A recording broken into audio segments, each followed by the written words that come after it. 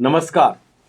तबसरा आज दोपहर तक में एक बार फिर आपका स्वागत है और मैं हूं दर्शपाल गुप्ता और मेरे साथ हैं वरिष्ठ पत्रकार सतीश वर्मा जी। सतीश जी, महाराजा की जन्मदिन पर सार्वजनिक छुट्टी का ऐलान हो चुका है और श्रेय लेने की ओर में सभी आगे आ रहे हैं। उमर अब्दुल्ला ने कहा है कि मैं चुनाव नहीं लड़ूंगा और पीएचआई एम्प्लॉइज जो हैं दिल्ली वेजर्स वाले, उनका 88वें दिन में आज सड़कों पर है। तो पहले सबसे पहले बात करते हैं कल जिस तरह से लेफ्टिनेंट गवर्नर ने ऐलान किया है महाराजा की हरि सिंह की छुट्टी की जन्मदिन पर छुट्टी, उसको लेके तो एक डोगरा में बहुत ही खुशी की लहर जुट गई है। बहुत बड़ी मांग थी ये और बड़ा एक संघर्ष करना पड़ा। हम कहेंगे कि युवा राजपूत ने सबसे आगे आके इसके लिए संघर्ष किया। 15 दिन वो 17 दिन वो सड़कों पर रहे, वहाँ पे धूप छाम बारिश उमस सब कुछ सहा। 144 की परवाह नहीं की, सड़कों पे पुलिस के धक्के मुक्की हुई, सब कुछ है अंदर हुआ, लेकिन इन्होंने अपना वो संघर्ष नहीं छोड़ा और यही वजह है इस संघर्ष ने रंग लाया है। वो दूसरी बात है कि छुट्टी का ऐलान होते ही श्रेय लेने के लिए बहुत से डोगरे पकड़ीदार सामने आ गए हैं। नहीं, आप बिल्कुल ठीक कह रहे हैं। देखिए, जो भी आंदोलन सक्सेस होता है, कहानियाँ तो हर आंदोलन की लिखी जाती हैं और लिखी जाएंगी, इसकी भी लिखी जाएगी, कहीं ना कहीं दर्ज होगी कि आखिर इतना लंबा संघर्ष क्यों करना पड़ा उसके लिए, जिस महाराजा की अपनी स्टेट। और इसमें यह भी लिखा जाएगा कि आखिर उसके खानदान की, उनके कुल दीपकों की क्या भूमिका रही, ये भी लिखा जाएगा। क्या वो खामोश रहे, क्या वो औपचारिकता निभाते रहे, क्या वो वास्तव में जिस तरह युवा राजपूत सभा ने आर पार की बात कही। और देखिए, ये वही जगह है जहाँ युवा राजपूत सभा के आंदोलनकारियों ने पुलिस की लाठियाँ खाई और वहीं कल जश्न मनाया जा रहा है, आज भी मनाया जा रहा है। तो मैं इससे पहले कि आप आगे बढ़े, आपके इस 2 पॉइंट के ऊपर एक बात मुझे मैं कहनी है जी। सबसे पहली बात है कि युवा जो है राजपूत सभा है, इनका बड़ापन देखो। संघर्ष इन्होंने किया, सारा संघर्ष इनके कंधों पर था और उन्होंने कल हर एक आदमी का एहसान माना, हर एक का शुक्रिया अदा किया, चाहे कोई पॉलिटिकल पार्टी है, चाहे सोशल ऑर्गेनाइजेशन है, किसी ने भी थोड़ा बहुत भी साथ दिया, उसका पूरा उन्होंने धन्यवाद किया। और मैं कहता हूँ, मैं हैप्पी सिंह जो इनके युवा राजपूत सभा के जो अध्यक्ष हैं, उन्हें मुबारकबाद देता हूँ और सचमुच उन्होंने अपने कंधों पे जो एजिटेशन ली। दूसरी बात, आपने महाराजा के बेटों की बात की, अभी हमने परसों ही चर्चा की थी, एक दिन पहले ही डॉक्टर करण सिंह 2-3 बार कर चुके हैं। डॉक्टर करण सिंह ने मांग की एक दिन पहले जी, इससे पहले नहीं मांग की उन्होंने कभी।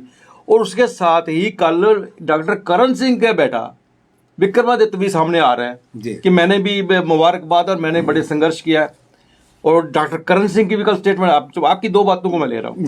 डॉक्टर करण सिंह ने भी कहा है कि मेरे बेटों ने भी विधान परिषद में इस बात को उठाया, किसी ने इसका सहयोग नहीं दिया। मतलब क्या कहना चाहते हैं वो क्या कहना चाहते हैं? क्या उस वक्त विक्रमादित्य जो है वो भारतीय जनता पार्टी की तरफ से एमएलसी थे? बिल्कुल ठीक है, अजात शत्रु सिंह, और वो पीडीपी में थे और दोनों की सत्ता थी।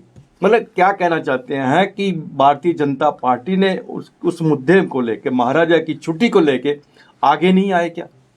बिल्कुल बिल्कुल। देखिए, ये अक्सर होता है कि जब कोई आंदोलन एक अपना मुकाम हासिल करता है या कहा जाए कि अंजाम पर पहुंचता है, तो बहुत से लोग अपने अपने तरीके से अपनी अपनी बात करने की कोशिश करते हैं। महाराजा करण सिंह जो बात कह रहे हैं, उन्होंने कहा कि मेरे दोनों बेटों ने विधान परिषद में कोशिश करी। एक तो बात वो हो गई कि बीजेपी और एक तरफ पीडीपी, दोनों बेटे, दोनों अलग अलग पार्टी, दोनों की मिलीजुली सरकार थी। इसका मतलब ये हुआ ना कि आपके बेटे जिन दलों में थे या जिन दलों में हैं या होंगे, उसमें उनकी कोई चलती नहीं थी, पेशकारी नहीं थी। और आप ये भी कह रहे हैं कि एक संघर्ष के बाद हमें जीत मिली है। सवाल ये उठता है कि हम अगर इतिहास को टटोलें, हम पहले भी जिक्र कर चुके हैं, हम राजस्थान में राजे रजवाड़ों का इतिहास उठाएं तो वहाँ के राजे रवाड़े आज भी लगता है कि आज भी शायद उनकी सत्ता है, उनका रहन सहन, उनका प्रभाव। लेकिन डॉक्टर करण सिंह जब से दिल्ली गए, वो इस एक मायने में ऐसा लगा कि जैसे वो विमुख हो गए जम्मू कश्मीर से, जबकि उनका अपना राज्य था, पिताश्री का उनके। आंदोलन की बात करें, आपने ठीक कहा कि राजन सिंह हैप्पी जो हैं, उनके नेतृत्व में लड़ाई लड़ी गई, ये भी इतिहास लिखेगा, बिल्कुल ये हिस्ट्री लिखी जाएगी। और ये उसका उनका एक बड़ा दिल है, बड़ा जिगरा है कि सब कुछ देखते हुए, सब कुछ उन्होंने खुद अपनी नंगी आंखों देखा कि किस किस ने साथ दिया और कौन कौन से तथाकथित भगोड़े रहे। ठीक है। और कल जब उपराज्यपाल साहब के पास खड़े थे, डोगरा पगड़ी पहने वो चेहरे भी थे जिनका हमें कहीं बयान तक दिखाई नहीं दिया था। हम मीडिया के आदमी हैं। आप तबसरा के जो पिछले प्रोग्राम है, बिल्कुल यूट्यूब में जाइए, फेसबुक में जाइए, उसमें जान के बिल्कुल, देखिए। बिल्कुल। हमने बार बार कहा इस बात को बिल्कुल कि भारतीय जनता पार्टी के अंदर जितने भी राजपूत नेता हैं वो क्यों नहीं बोल रहे? वो क्यों नहीं बोल रहे? आज प्रेस कॉन्फ्रेंस हो रही है, आज उनके झंडे लगाए जा रहे हैं। और सबसे बड़ी बात ये है, ये नेताओं को बदलते कोई समय नहीं लगता। कल जब एलजी के साथ वहां पे मीटिंग चल रही थी जी, एक सिर्फ राजन सिंह हैप्पी के सर पर पगड़ी थी जी, बाकी सब बैठे थे, लेकिन गेट पे आते आते सबके सर पर पगड़ी आ गई। सबके सिर पर पगड़ी, सबने खुशियों में ऐसे नाचना शुरू किया जितना पता नहीं कितनी मेहनत की है। जी जी जी। और राजन देखिए ना, राजन सिंह का बड़प्पन ये भी देखिए, उपराज्यपाल को उन्होंने पगड़ी सेरा बांधा, उन्होंने फिर भी सेरा उपराज्यपाल।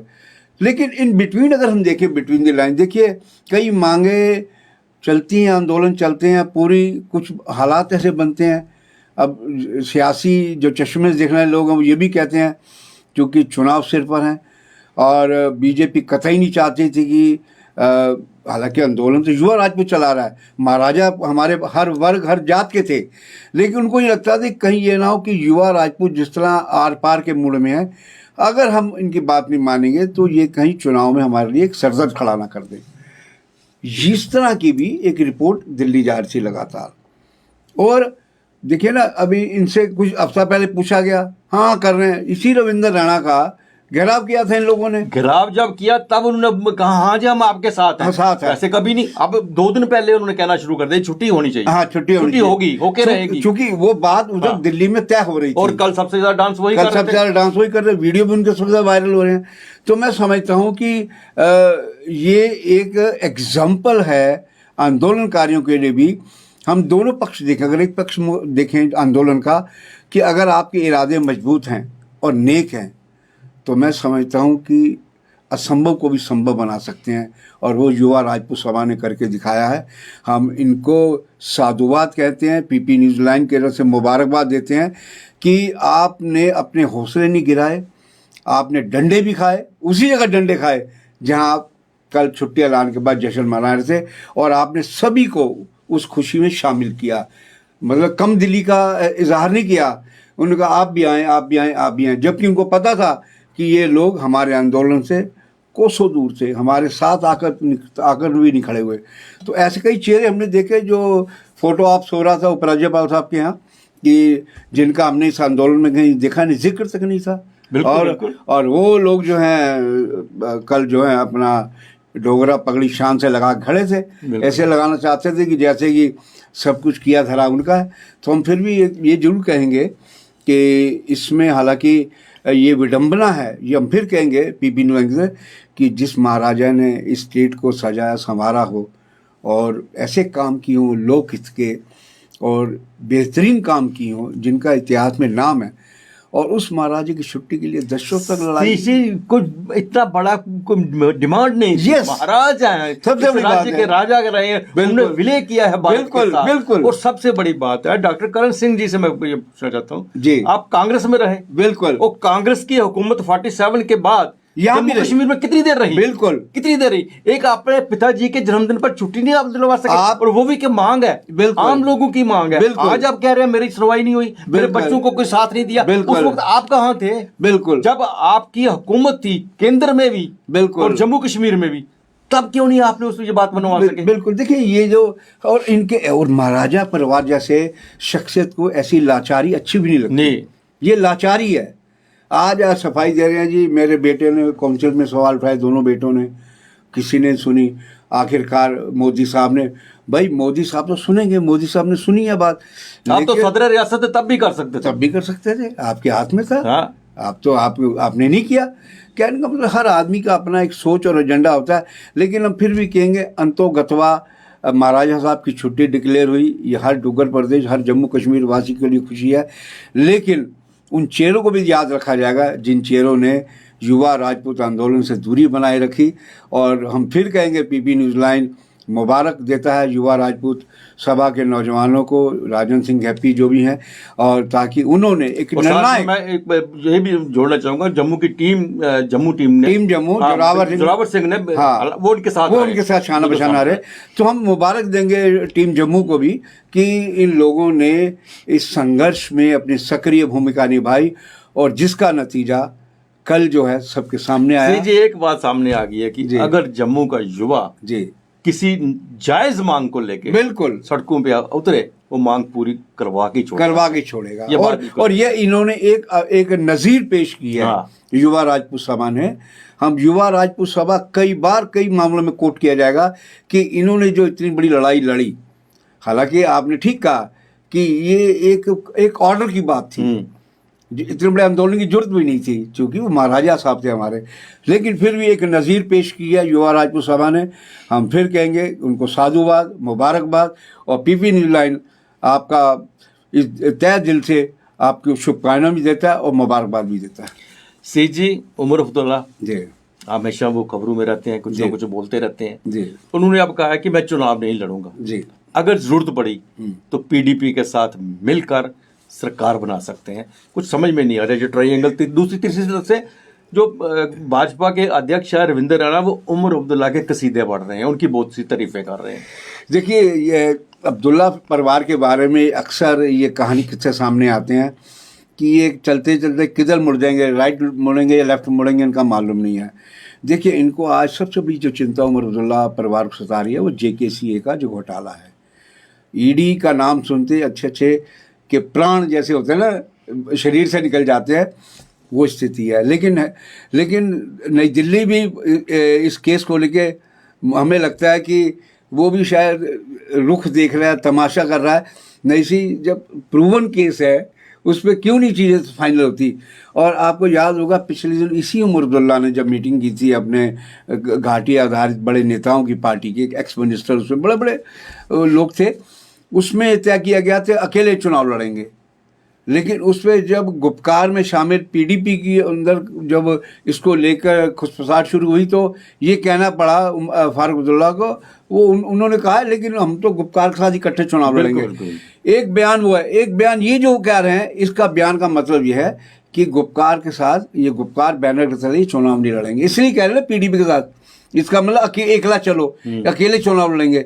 और यही जो है जो गुलाम नबी आज़ाद कर रहे हैं एकला चलो, और जिस तरह अल्ताफ़ बुखारी कर रहे हैं एकला चलो, ये लग रहा है उसी राह के मुसाफिर हैं जो जाके कहीं नई दिल्ली में जाके मंजिल मिलती है। बिल्कुल सही कहा आपने। सी जी एक और बड़ा गंभीर मसला है जी, और हम इसी माध्यम से लेफ्टिनेंट गवर्नर साहब से भी रिक्वेस्ट करेंगे बिल्कुल इस मसले को भी, जैसे जिस तरह से आपने महाराजा की हरि सिंह जी की छुट्टी का की घोषणा की, इसके लिए भी कुछ पॉजिटिव उठाना चाहिए। PHE जो डेली वेजर एम्प्लॉइज है 88वें दिन में आज भी वो सड़कों पे है, उनकी जायज़ मांग है और वो बहुत बुरी तरह से बेचारे फंसे हुए हैं, प्रोटेस्ट कर रहे हैं। और इसके साथ साथ आम आदमी इससे जो है उसको भी प्रॉब्लम्स आ रही हैं। आप देखेंगे कि इस वक्त शहर के अंदर पानी की बहुत किल्लत है, ये नहीं पता चल रहा किस वक्त पानी आएगा किस वक्त नहीं आएगा, कितना आएगा कितना नहीं आएगा, बहुत किल्लत है इस वक्त पानी की। और यही जो डेली वेजर्स वाले हैं, इन्होंने ही सारा जो डिपार्टमेंट संभाला हुआ था, समय पर आपको पानी मिल रहा था, समय पर रिपेयर हो रही थी, समय पर सब काम हो रहे थे, और इन बेचारों की जायज़ मांग है।